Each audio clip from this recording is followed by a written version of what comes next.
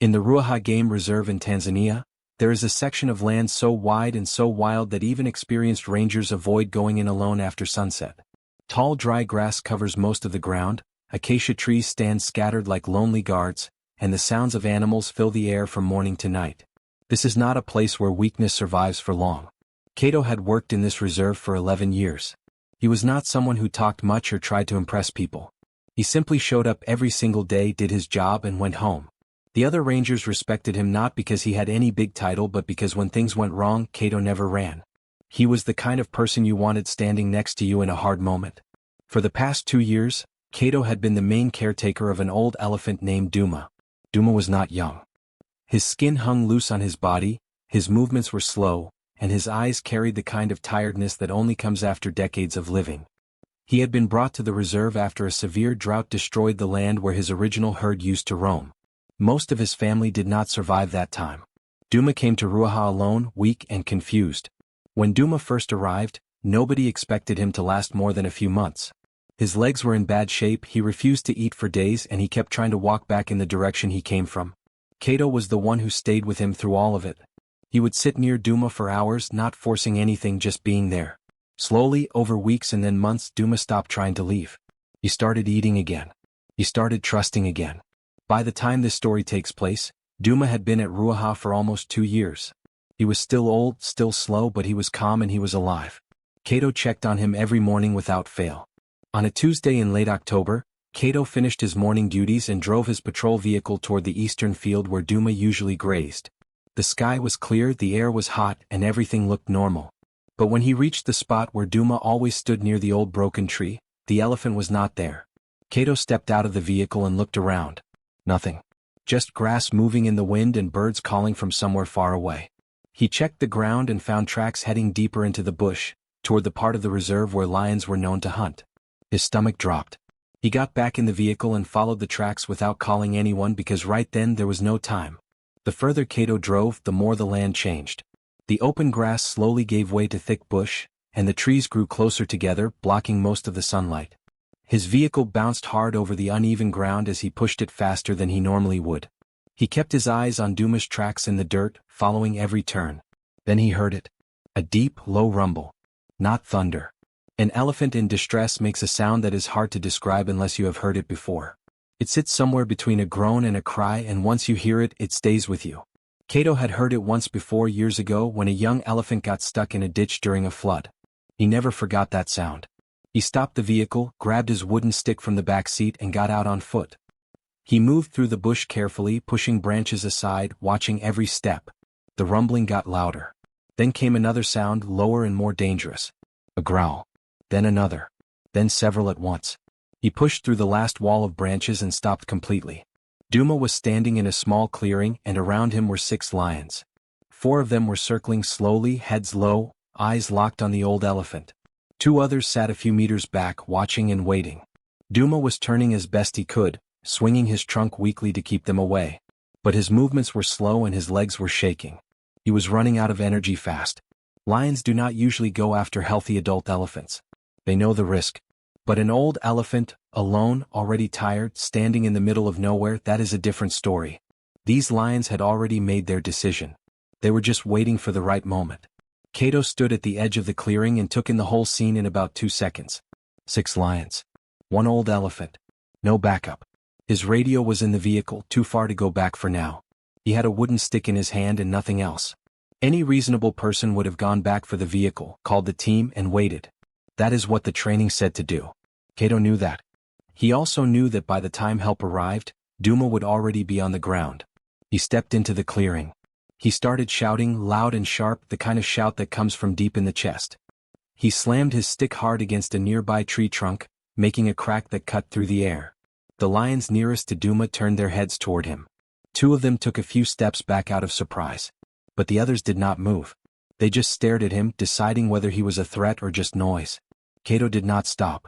He kept walking forward, kept shouting, kept hitting his stick against anything that made sound. Duma turned his head and saw him.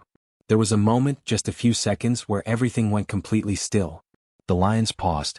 Duma stopped moving. Even the wind seemed to stop. The only sound was Kato's boots on the dry ground as he kept walking forward. Then the largest lion, the one standing closest to Duma's front legs, turned its full body toward Cato and let out a roar that shook the air. It was not a warning. It was a challenge. The kind that says, "Do not come any closer." Cato came closer. He raised both arms wide, making himself look as big as possible, and screamed back at the lion. Not words, just raw sound. He slammed his stick against the ground so hard it sent dust flying. His heart was beating so fast he could feel it in his throat, but his legs did not stop moving forward. The large lion held its position for a long moment, then took one step back. Just one. But that one step mattered. The lions on the side began to look at each other, that slight hesitation that predators show when they are no longer completely sure about something. Cato locked his eyes on the large lion and never looked away. He had been told once by an older ranger that with big predators, the moment you look down is the moment they feel they have won. He never looked down.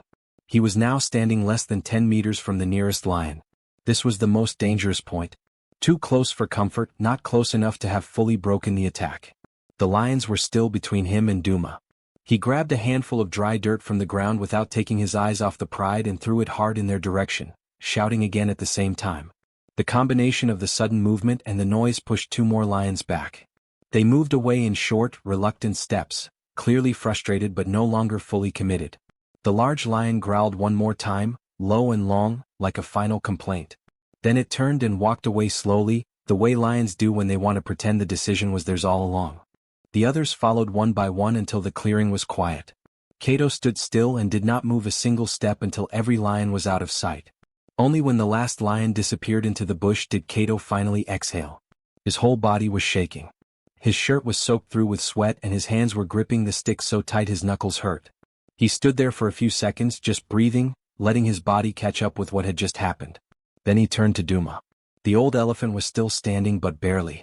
All four legs were trembling and his head was hanging low, trunk nearly touching the ground. His breathing was heavy and uneven, the kind that comes after the body has pushed itself past its limit.